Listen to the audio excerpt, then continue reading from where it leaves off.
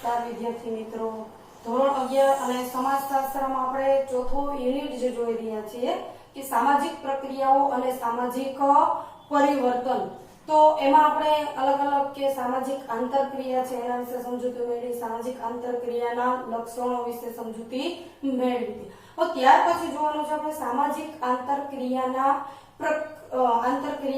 પ્રકારો જે છે.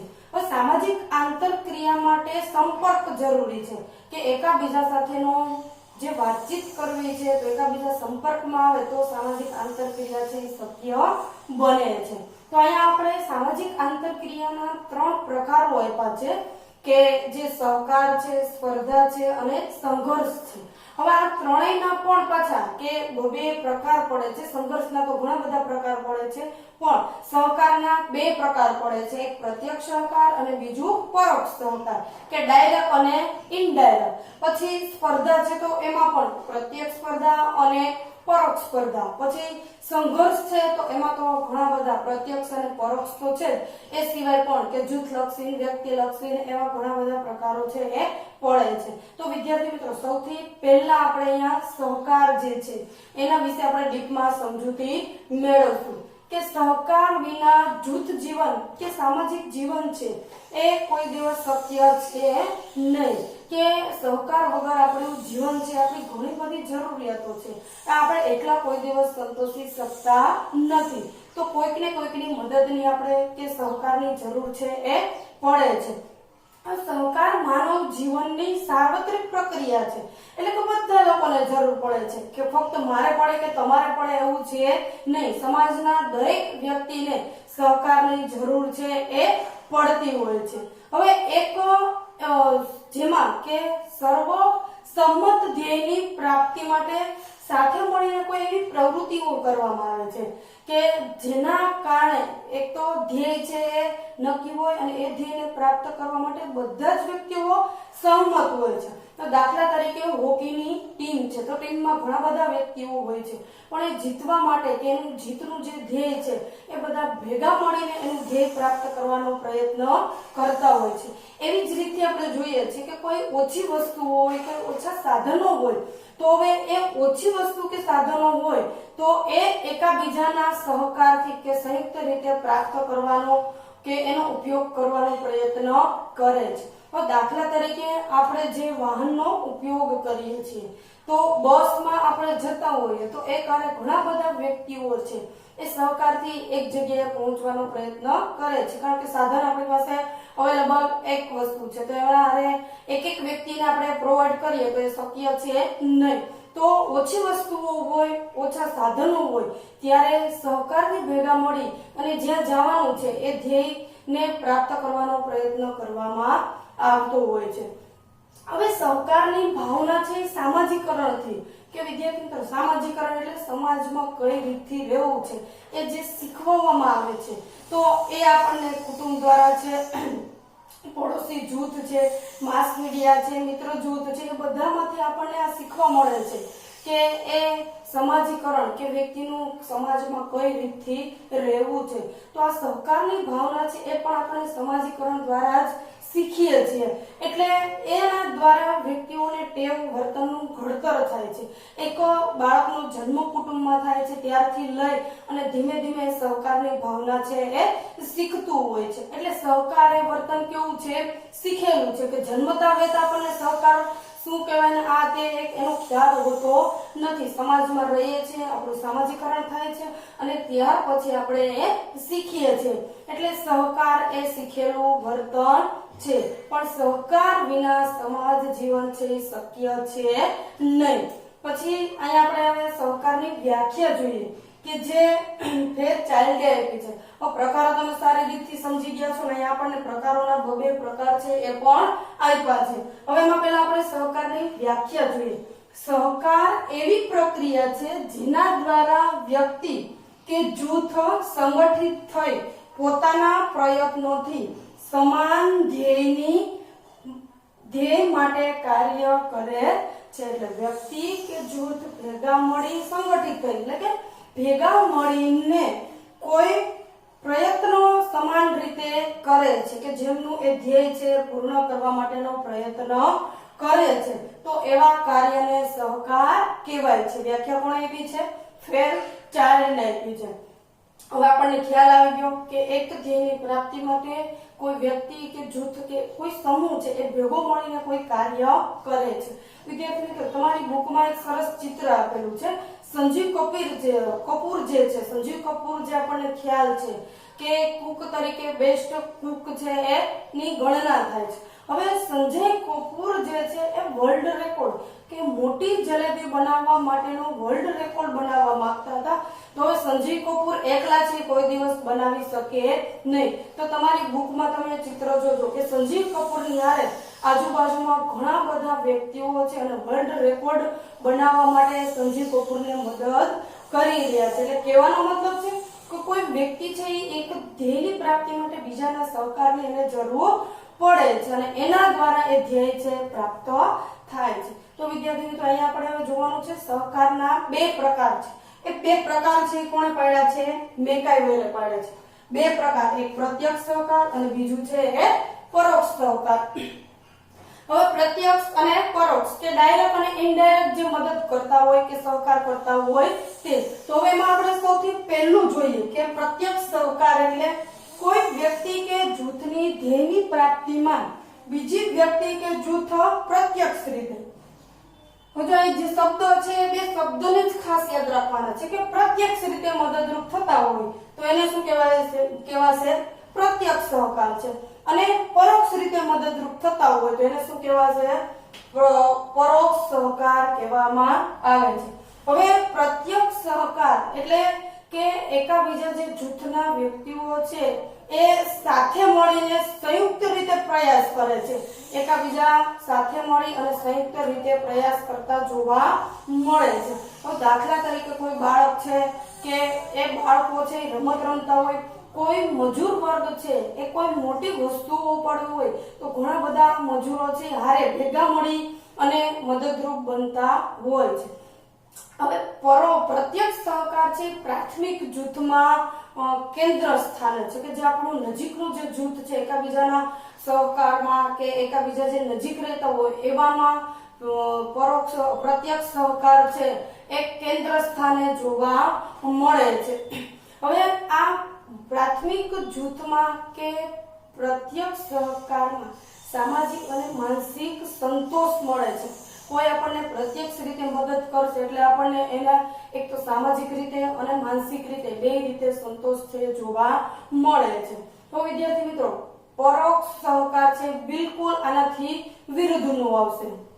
આપણે જે અહીંયા વ્યાખ્યા જોઈ છે કે કોઈ એક વ્યક્તિ કે જૂથ ધ્યેય પ્રાપ્તિમાં વ્યક્તિ કે જૂથને પ્રત્યક્ષ, તો ત્યાં આપણે શબ્દો ફેરવી નાખવાનો છે. પરોક્ષ રીતે મદદરૂપ થતા હોય અથવા આડકતરી રીતે ડાયરેક્ટ એના કોન્ટેક્ટમાં આવ્યા વગર મદદરૂપ થતા હોય તો તેને કેવું કહેવાશે? પરોક્ષ સહકાર કહેવાય છે.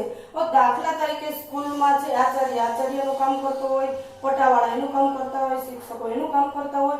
અહીંયા ખાસ કરીને કે કામની વિશિષ્ટીકરણ કે એનું વહેંચણી છે કરવામાં આવે છે અને કામની વહેંચણી દ્વારા એકાબીજાને મદદરૂપ છે એ બનતા હોય છે. તો કોઈ શાળામાં બધા વ્યક્તિઓ સારી રીતે કાર્ય કરે તો શાળાને અગ્રસ્થાને લઈ જવામાં મદદરૂપ છે એ બનતા હોય છે. એકાબીજાના કોન્ટેક્ટમાં ન હોય છતાં પણ એને મદદરૂપ છે એ બનતા જોવા મળે છે.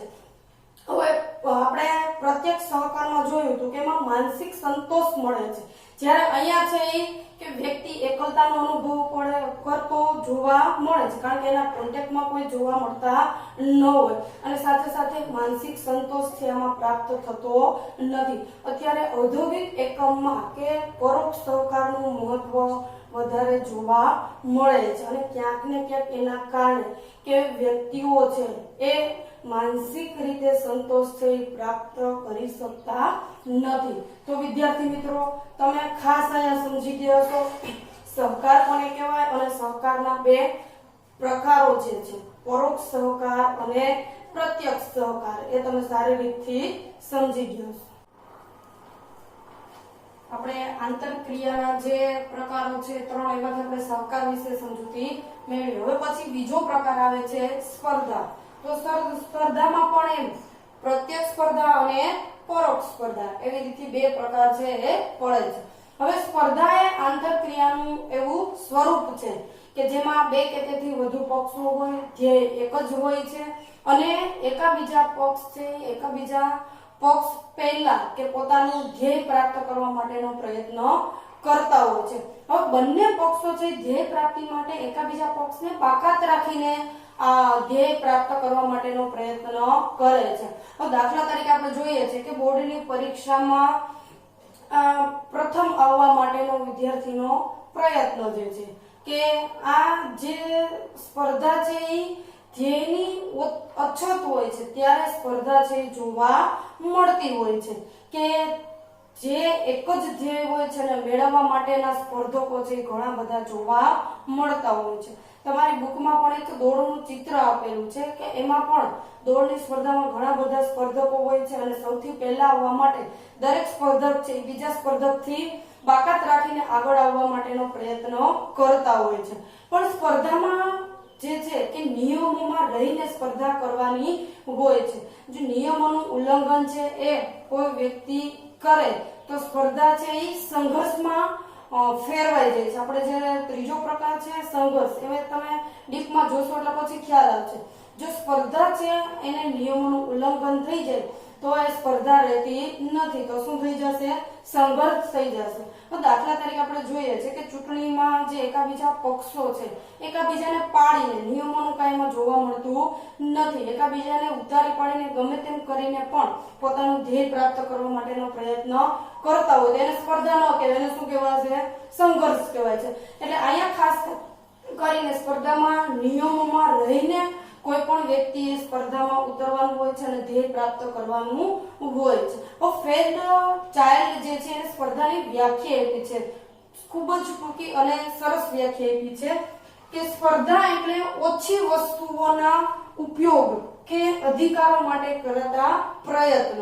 જો ઓછી વસ્તુ કે એક જ ધ્યેય પ્રાપ્ત કરવા માટેની સંખ્યા વધારે હોય ત્યારે, એક જ ધ્યેય હોય ને એક જ વ્યક્તિ હોય તો સ્પર્ધા થતી નથી. એટલે ખાસ યાદ રાખવાનું છે કે ઓછી વસ્તુઓ હોય ત્યારે એનો ઉપયોગ કે અધિકાર માટે કરવામાં આવતા પ્રયત્નો. વ્યાખ્યા કોણે આપી છે? ફેર ચાઇલ્ડે આપી છે. હવે એના સ્પર્ધાના એવી જ રીતે બે પ્રકાર પડે છે, એક પ્રત્યક્ષ અને બીજું પરોક્ષ. અહીંયા જે આપણે બે પ્રકારો જોઈએ છે ડાયરેક્ટ અને ઇનડાયરેક્ટ, કે જે બે પ્રકારો છે એમાંથી આપણે પહેલો પ્રકાર જે છે પ્રત્યક્ષ સ્પર્ધા જે છે એના વિશે આપણે સમજૂતી મેળવીએ. એની વ્યાખ્યા પહેલા જોઈએ. પ્રત્યક્ષની વ્યાખ્યા આવડી જશે એટલે પરોક્ષની વ્યાખ્યા છે તમને ડાયરેક્ટ છે એ આવી જશે. હવે એમાં છે હરીફો મોઢા મોઢનો સંપર્ક ધરાવતા. પરોક્ષ કે ડાયરેક્ટ જે આપણે સ્પર્ધામાં કોઈ વ્યક્તિ ઉતરે છે તો મોઢા મોઢો કે એની સામે એ સ્પર્ધક જે છે એની સામે જ હોય, એટલે અહીંયા આપણે આપ્યું છે મોઢા મોઢનો સંપર્ક ધરાવતા હોય અને ભૌતિક રીતે નિકટ હોય, કે એકાબીજાની સામે હશે એટલે કઈ દૂર રહેશે નહીં. તો ભૌતિક રીતે કેવા હશે? તો દોડની સ્પર્ધામાં દોડતા હોય ત્યારે બધા જ સ્પર્ધકો છે કેવા હશે? એકાબીજાની નજીક હશે, ફેસ ટુ ફેસ એકાબીજાના સંપર્કમાં જોવા મળતા હોય છે. તેઓ એકબીજાના હરીફથી સભાન હોય છે, કે પોતાના જેટલા પણ હરીફો છે બધાથી સભાન જોવા મળે છે, કે એને ખ્યાલ છે કે આ વ્યક્તિ મારી સ્પર્ધામાં છે. અને નિયમોથી આધીન રહીને, કે નિયમોમાં રહીને સ્પર્ધા છે એમાં ઉતરવાનું છે, નિયમો તોડવાના નથી. આધીન રહીને પરસ્પર એકબીજા પહેલા ધ્યેય પ્રાપ્ત કરવા પ્રયત્ન કરે તો તેને કેવું કહેવાશે? પ્રત્યક્ષ સ્પર્ધા કહેવામાં આવે છે. કે એકાબીજાથી મોઢા મોઢમાં સંપર્ક ધરાવતા હોય છે, એકાબીજાથી સભાન હોય છે. તો ફોર એક્ઝામ્પલ તરીકે આપણે જોઈએ તો વર્ગમાં પહેલો નંબર લઈ આવવા માટે કરાતા પ્રયત્નો, તો વર્ગના બધા જ વિદ્યાર્થીઓને તમે ઓળખતા હશો, એ તમારી ભૌતિક રીતે નિકટ પણ હશે અને છતાં પણ કે એકાબીજાથી સ્પર્ધામાં નિયમોને આધીન રહીને પહેલો નંબર લેવા માટેનો પ્રયત્ન કરે છે. તો એ પ્રયત્ન છે કેવો થશે? કે સ્પર્ધા છે કેવી થશે? પ્રત્યક્ષ સ્પર્ધા થશે. હવે એનાથી વિરુદ્ધમાં જવાનું છે કે પ્રત્યક્ષ છે એની સામે પરોક્ષ સ્પર્ધા હોય. તો અહીંયા આપણને શું કીધું હતું? હરીફો મોઢા મોઢનો સંપર્ક ધરાવતા હોય એટલે કે એકબીજાથી પરિચિત હોય. તો અહીંયા આવશે કે હરીફો એકાબીજાથી પરિચિત ન હોય અને ભૌતિક રીતે શું થશે, નિકટ પણ નહીં હોય, તેઓ એકબીજાના હરીફથી સભાન પણ નહીં હોય. એનાથી વિરુદ્ધની આખી વ્યાખ્યા કરવાની છે. સભાન ન હોય અને નિયમોને આધીન રહીને પરસ્પર એકબીજા પહેલા ધ્યેય પ્રાપ્ત કરવાનો પ્રયત્ન કરે છે. તો આ કેવું થશે, પરોક્ષ સ્પર્ધા છે જોવા મળે છે.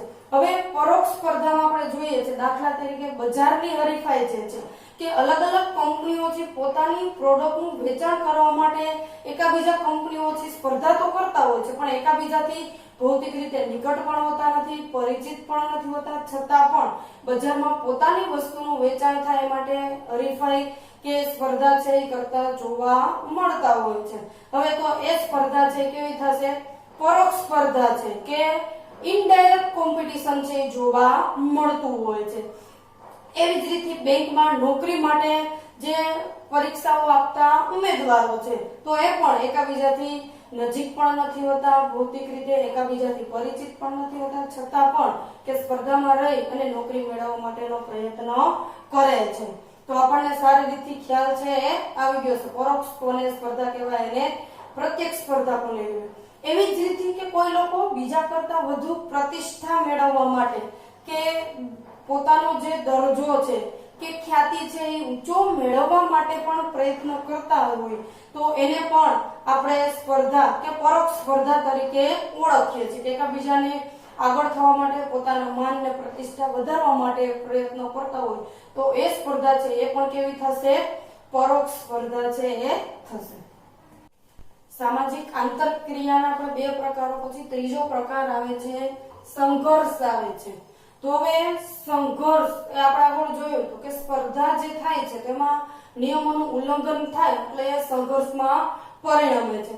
કે જ્યારે બે પક્ષ છે એવા વધુ પક્ષો કે જે એક જ ધ્યેયને પ્રાપ્ત કરવા માટેનો પ્રયત્ન કરતા હોય તેમાં દરેક પક્ષ છે બીજા પક્ષથી વિરુદ્ધમાં જઈને પણ કે નુકસાન કરે, એને ઉતારી પાડે કે ગમે તેવા પ્રયત્નો કરીને પણ ધ્યેય હાંસલ કરવાનો પ્રયત્ન કરે છે અને એમાંથી સંઘર્ષ છે ઉદ્ભવતો જોવા મળતો હોય છે. તો અહીંયા વિદ્યાર્થી મિત્રો સૌથી પહેલા આપણે સંઘર્ષની વ્યાખ્યા છે, પછી સંઘર્ષના અલગ અલગ આપણને 8 પ્રકારો આપ્યા છે તો એ આપણે ચર્ચા છે વિસ્તારથી કરીએ. સૌથી પહેલા જોઈએ તો સામાજિક આંતરક્રિયામાં સહકાર જેવી જ મૂળભૂત પ્રક્રિયા સંઘર્ષની છે. કે જેમ સહકાર જોવા મળે છે એમ આંતરક્રિયામાં ક્યારેક સંઘર્ષ પણ ઉદ્ભવતો હોય છે. મર્યાદિત ધ્યેયોને પ્રાપ્ત કરવા માટે કે ધ્યેયની માત્રા છે ઓછી છે અને પ્રાપ્ત કરવાવાળા વ્યક્તિઓ વધારે હોય છે. પ્રાપ્ત કરવા માટે અનેક વ્યક્તિઓ વચ્ચે સ્પર્ધા થતી હોય તેમાં નિયમોનું પાલન થાય તો એને શું કહેવાય છે, તંદુરસ્ત સ્પર્ધા કહેવાય. પરંતુ જ્યારે નિયમોનું ઉલ્લંઘન કરવામાં આવે ત્યારે તે સંઘર્ષ બને છે. નિયમોના ઉલ્લંઘનમાં બીજા પક્ષને નુકસાન પહોંચાડવામાં આવે કે હેરાન કરવાના પ્રયાસનો સમાવેશ થાય છે. કે નિયમોનો એટલી હદ સુધી ઉલ્લંઘન કરવામાં આવે છે કે સામેવાળા પક્ષને ગમે તે ભોગે નુકસાન કરીને પણ પોતાનું ધ્યેય પ્રાપ્ત કરવાનો પ્રયત્ન કરતા હોય. તો દાખલા તરીકે આપણે જોઈએ છીએ તો ચૂંટણી આવે છે તો એમાં બે પક્ષો છે એકાબીજા પક્ષોને હેરાન કરવા, નુકસાન કરવા ગમે એટલા પ્રયત્નો કરીને પણ પોતાને વિજેતા મેળવવા માટે કે એ પોતાનું ધ્યેય પ્રાપ્ત કરવા માટે એને નુકસાન પહોંચાડીને પ્રયત્નો કરતા જોવા મળતા હોય છે. તો એને આપણે શું કહીએ છીએ, સંઘર્ષ કહીએ છીએ. તો હવે એવી જ રીતે અહીં આપણને સંઘર્ષના પ્રકારો આપ્યા છે. આ પ્રમાણે તમે 4 પ્રકાર પાડીને પણ લખી શકો અને આ પ્રમાણે 8 પ્રકાર થાય તો એ પણ લખી શકો. અહીંયા આપણને બે પ્રકાર છે એ ભેગા આપ્યા છે. હવે અહીંયા પહેલું આપ્યું છે આપણને પ્રત્યક્ષ સંઘર્ષ અને પરોક્ષ સંઘર્ષ. તો એક જ ધ્યેયની પ્રાપ્તિ માટે બંને પક્ષો પરસ્પર પ્રત્યક્ષ એટલે સીધું કે સીધા જ અવરોધ ઉભા કરતા હોય તો એવા એકાબીજાને અવરોધ ઉભો કરે, નાશ કરવાનો પ્રયત્ન કરે, શારીરિક રીતે શારીરિક બળનો ઉપયોગ કરતા હોય તો તેને કેવું કહેવાશે, પ્રત્યક્ષ સંઘર્ષ કહેવાય. દાખલા તરીકે બે વ્યક્તિઓ છે મારામારી કરે કે વાકયુદ્ધ કે બોલીને પણ એકાબીજા ઝઘડો કરતા હોય છે તો બે રાજકીય પક્ષો છે એ એકાબીજા લડતા હોય તો એને કેવું કહેવાશે, પ્રત્યક્ષ સંઘર્ષ કે સામસામે રહીને પોતે એકાબીજાને નુકસાન પહોંચાડવાનો પ્રયત્ન કરતા હોય છે. તો ત્યાર પછી બીજો પ્રકાર છે, આપણને આમાં જ આપ્યો છે પરોક્ષ છે. તેનાથી ઉલટું થશે કે બે પક્ષો છે એક જ ધ્યેયને પ્રાપ્ત કરવા માટે આડકતરી રીતે નુકસાન પહોંચાડવાનો પ્રયત્ન કરતા હોય. તો આ આડકતરી રીતે જે ઉપયોગ કરતા હોય તેને કેવું કહેવાશે? પરોક્ષ સંઘર્ષ કહેવાય છે. હવે દાખલા તરીકે શીત યુદ્ધ છે, બે કંપનીઓ વચ્ચેનું જે પ્રચારનું યુદ્ધ છે કે એકાબીજા કંપનીઓ પોતાની પ્રોડક્ટનું વધારેમાં વધારે વેચાણ થાય એ માટે એકાબીજા કંપનીને ઉતારી પાડવાનો પ્રયત્ન કરતા હોય તો એને કેવું કહેવાશે?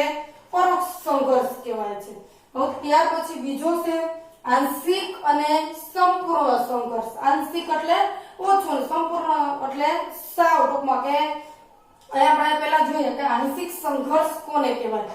તો બે પક્ષો છે એક જ ધ્યેયને પ્રાપ્ત કરવા માટે એકાબીજાને વિરુદ્ધની પ્રવૃત્તિઓ કરતા હોય અને બંને પક્ષો વચ્ચે કરાર કે સંમતિ શક્ય હોય કે બે પક્ષો વચ્ચે જે મારામારી, જૂઠ કે નુકસાન કરવાનો પ્રયત્ન કર્યો હોય અને અમુક સમય પછી એની વચ્ચે કરાર છે અથવા સંમતિ છે શક્ય હોય તો તેવા સંઘર્ષને કેવું કહેવાય? આંશિક છે કે થોડોક સમય પૂરતું હોય, એની અમુક જરૂરિયાતો અમુક પૂર્તિ થઈ જાય પછી સંઘર્ષ છે ફરી પાછો દૂર થતો. તો દાખલા તરીકે મજૂર અને માલિકનો જે સંઘર્ષ છે તો એ સંઘર્ષ કેવો છે? આંશિક છે કે અમુક સમય પછી એને હારે જ કામ કરવું હોય તો મજૂર અને માલિક છે એની વચ્ચે વાટાઘાટો થઈ અને સુલેહ થવાની શક્યતાઓ હોય તો એને કેવો સંઘર્ષ કહેવામાં આવે છે? આંશિક. સંપૂર્ણ એટલે એનાથી વિરુદ્ધનું છે. બે પક્ષો હોય એની વચ્ચે કરાર કે સંમતિ શક્ય જ ન હોય કે એકવાર એના વચ્ચેના જે સંબંધો છે કે એકવાર એમાં સંઘર્ષ ઉદ્ભવ્યો પછી એમાં કોઈ પણ જાતના ગમે તેટલા પ્રયત્ન કરીએ તો પણ એ શક્ય બનતું ન હોય. દાખલા તરીકે આપણે જોઈએ છે તો બે દેશો વચ્ચે થતું યુદ્ધ છે તો એ કેવું છે? સંપૂર્ણ સંઘર્ષ છે. હવે સંપૂર્ણ સંઘર્ષ છે ને ગમે તે પ્રકાર, આ 8 પ્રકારમાં હોય. પ્રત્યક્ષ સંઘર્ષ પણ હોય, પરોક્ષ હોય, આંશિક, સંપૂર્ણ, વ્યક્તિગત, જૂથ, બાહ્ય અને આંતરિક. કોઈ પણ પ્રકારનો સંપૂર્ણ સંઘર્ષ છે જોવા મળતો હોય છે. ત્યાર પછી ત્રીજો પ્રકાર છે વ્યક્તિગત અને જૂથ સંઘર્ષ. હવે વ્યક્તિગત જે સંઘર્ષ છે કે બે વ્યક્તિઓ વચ્ચેના સંઘર્ષને વ્યક્તિગત કહેવાય કે બે જ વ્યક્તિ હોય. દાખલા તરીકે પતિ પત્ની વચ્ચેનો સંઘર્ષ છે, બે મિત્રો વચ્ચેનો સંઘર્ષ છે તો કેવો થશે? વ્યક્તિગત થશે. તો ત્યાર પછી બીજું આપણને આપ્યું છે કે જૂથ સંઘર્ષ છે. તો બે જૂથો વચ્ચે જે સંઘર્ષ થતો હોય તો એવા સંઘર્ષને આપણે કેવો સંઘર્ષ કહીએ છીએ? કે જૂથલક્ષી કે બે જૂથો છે એ વચ્ચે. દાખલા તરીકે આપણે જોઈએ તો બે જ્ઞાતિઓ વચ્ચેનો સંઘર્ષ છે કે એની વચ્ચે બોલાચાલી થતી હોય, એકબીજાને તકરાર થતી હોય એ સંઘર્ષ કેવો થશે? જૂથલક્ષી સંઘર્ષ છે. હવે એ બંને સંઘર્ષ આપણે જોયું વ્યક્તિગત અને જૂથલક્ષી એ બંને સંઘર્ષ છે ને આપણા પ્રત્યક્ષ સંઘર્ષ પણ હોઈ શકે, પરોક્ષ પણ હોઈ શકે, આંશિક સંઘર્ષ પણ હોઈ શકે અને સંપૂર્ણ પર હોઈ શકે. સામસામે રહીને થતા હોય, એકાબીજાથી દૂર રહીને થતા હોય. આ સંઘર્ષો છે એમાં સંમતિ કે કરાર છે એ શક્ય પણ હોઈ શકે અને સંપૂર્ણ કે કરાર છે એ શક્ય ન પણ હોઈ શકે એટલે કોઈ પણ પ્રકારનો હોઈ શકે. ત્યાર પછી ચોથો પ્રકાર છે આંતરિક અને બાહ્ય સંઘર્ષ કે કોઈ પણ જૂથના સભ્યો વચ્ચે પરસ્પર પ્રત્યક્ષ કે પરોક્ષ સંઘર્ષ હોય તેવા સંઘર્ષને આપણે આંતરિક સંઘર્ષ કહીએ છીએ કે જે એક જ જૂથના સભ્યો વચ્ચે, દાખલા તરીકે કુટુંબના સભ્યો વચ્ચેનો જે સંઘર્ષ છે તો એ કેવો કહેવાય? આંતરિક કહેવાય કે એક જ જૂથના સભ્યો વચ્ચે સંઘર્ષ ઉદ્ભવતો હોય છે. જ્યારે એક જ જૂથનો બીજા જૂથ સાથે નો સંઘર્ષમાં હોય તો એને કેવું કહેવાશે? બાહ્ય સંઘર્ષ કહેવાશે. હવે દાખલા તરીકે કોમી સંઘર્ષ કે જ્ઞાતિઓના જે સંઘર્ષો છે એ બાહ્ય સંઘર્ષ છે. આંતરિક છે એક જ જૂથમાં હોય છે અને બાહ્ય છે એ જૂથ વચ્ચેના સંઘર્ષો છે જોવા મળતા હોય છે. તો વિદ્યાર્થી મિત્રો અહીંયા જે આપણે પ્રત્યક્ષ સંઘર્ષની માત્રા જે જોઈએ છીએ કે એ કેટલા પ્રકારની હોવો જોઈએ. દાખલા તરીકે કે કોઈની સાથેનો સંઘર્ષ છે એ બોલાચાલી કે મારકૂટનો હોઈ શકે, અબોલાનો હોઈ શકે, અથવા તો એકાબીજાને નુકસાન કે એમને મારી નાખવા સુધીનો સંઘર્ષ છે એ પણ પ્રત્યક્ષ સંઘર્ષ છે જોવા મળે છે. એટલે દરેકની માત્રા છે કેવી હોય છે, તફાવત છે જોવા મળતો હોય છે. કે અમુક પક્ષો છે એ થોડોક સમય માટેના સંઘર્ષ હોય, અમુક પક્ષોના સંઘર્ષો છે એ લાંબા સમય સુધી કે અંત સુધી પણ પૂર્ણ ન થાય તેવા પણ હોઈ શકે, અને અમુક સંઘર્ષ છે અબોલાના જ હોય, અને અમુક સંઘર્ષ છે એને ગમે તે હદ સુધીનું નુકસાન પહોંચાડી શકે એ પ્રકારના સંઘર્ષો છે એ પણ જોવા મળતા હોય. તો વિદ્યાર્થી મિત્રો, ખાસ કરીને પરીક્ષામાં પણ આ એક એક પ્રકારની વ્યાખ્યાઓ પણ તમને પૂછાય છે, અને કે સામાજિક આંતરક્રિયાના પ્રકારો જણાવો તો ડેવિસે આપણને 3 પ્રકાર આપ્યા છે: સહકાર, સ્પર્ધા અને સંઘર્ષ. તો એમાંથી કોઈ પણ આંતરિક પ્રક્રિયાના જે 3 પ્રકાર છે એમાંથી કોઈ પણ એક પ્રકાર પણ કોઈ પૂછાઈ શકે છે કે ભાઈ સહકાર વિશેની સમજૂતી આપો, કે સ્પર્ધા વિશેની સમજૂતી આપો, સ્પર્ધાના પ્રકારો વિસ્તૃતથી સમજાવો, અથવા સંઘર્ષની વ્યાખ્યા આપી અને સંઘર્ષના પ્રકારો છે વ્યવસ્થિત કે વિસ્તૃત રીતે સમજાવો. તો વિદ્યાર્થી મિત્રો, તમને સારી રીતે ખ્યાલ આવી ગયો હશે કે આંતરક્રિયાના પ્રકારો, આંતરક્રિયાની વ્યાખ્યા, આંતરક્રિયાના કેટલા પ્રકારો છે અને એના કેટલા પેટા પ્રકારો છે જોવા મળે છે.